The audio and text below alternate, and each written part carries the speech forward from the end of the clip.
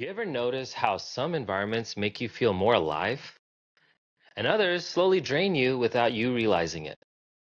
I've been thinking about that a lot lately because most people think their future is controlled by motivation, discipline, talent, hard work. And those things matter. But honestly, environment might matter more than all of them. And the scary part is, most people don't even notice the environment they're living inside of because they've adapted to it. If you spend enough time around chaos, chaos starts feeling normal. And if you spend enough time around people who complain, avoid responsibilities, settle, think small, eventually your mind starts adjusting to that standard. Not all at once, quietly. That's how environments work. It rarely changes you dramatically overnight. It changes what feels acceptable over time. And I think that's one of the biggest reasons people stay stuck longer than they should. Not because they're incapable, but because their environment keeps reinforcing the same version of them.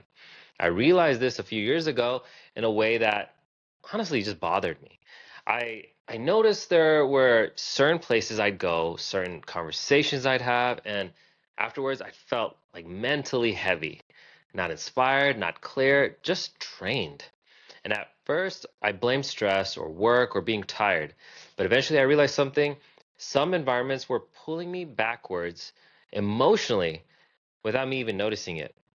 And I think a lot of people are living like that right now. They're trying to grow in environments that reward like staying the same. That's exhausting. And the environment isn't just people, by the way, it's what you listen to, what you scroll through, what you normalize, what you tolerate, what surrounds you daily. Your environment is constantly teaching your brain, this is who you are. This is what's normal. This is what's possible. That's why two people can have the same ability and completely different outcomes. One environment expands them, the other shrinks them. You know what's interesting? Most people say they want a different life, but they protect the environment that keeps them the same.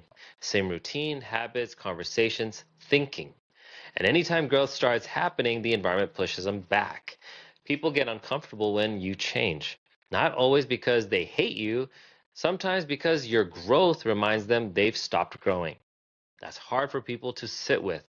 I think one of the hardest parts of growing is realizing you can love people and still outgrow certain environments. That's painful because sometimes the environments that limit you are familiar ones, and familiar feels safe even when it keeps you small. There's always something nobody talks about enough. Your environment affects your energy before it affects your results. You'll feel it first. You'll notice less motivation, less creativity, less clarity, more emotional exhaustion before you ever see it financially or externally. That's why protecting your environment matters so much because energy becomes decisions. Decisions become habits, and habits become your life. And honestly, I think this is why some people keep restarting. They keep trying to change themselves without changing what constantly pulls them backwards. That's why trying to get healthy, but still going to eat fast food and fried foods and things that really hurt your body, that destroys your discipline every day. Eventually, your environment wins. Environment is powerful because human beings adapt. That's what we do.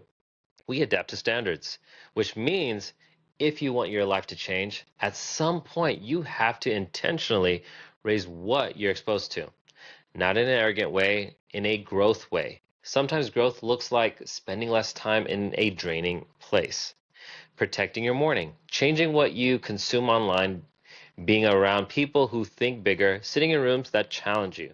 Not because you think you're better than anyone, but because your future is being shaped by what you repeatedly surround yourself with. And let me say this too, because I think social media confuses people. A better environment does not always mean a richer environment. Some wealthy environments are deeply unhealthy. A powerful environment is one that expands your thinking, increases your discipline, protects your peace, encourages growth, makes you want to become better. Because that's different. I've always realized environments affect what you believe in is realistic. If nobody around you builds growth, invests, thinks long term, takes ownership of their life, then ambition starts feeling unrealistic. But when you get around people who are building things, suddenly your brain just starts saying, wait, maybe I can too. Exposure changes possibilities.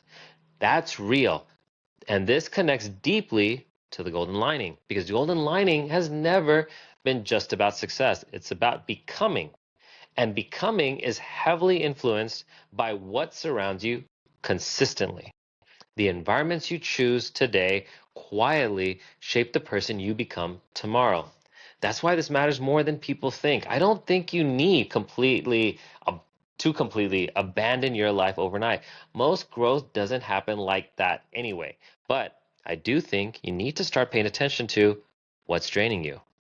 What expands you? What keeps you small? What pulls you forward? Because those things compound quietly. And maybe the biggest realization is all of this is sometimes the next level of your life isn't waiting for more motivation, it's waiting for a different environment. Here's the golden lining. Your environment is either pulling your future forward or slowly convincing you to stay where you are. And once you become aware of that, you start choosing your environment differently. And eventually, those environments start changing you. Now, if this connected with you, watch the next video. I want to talk about something that ties directly to this, why some people grow under pressure and others collapse from it.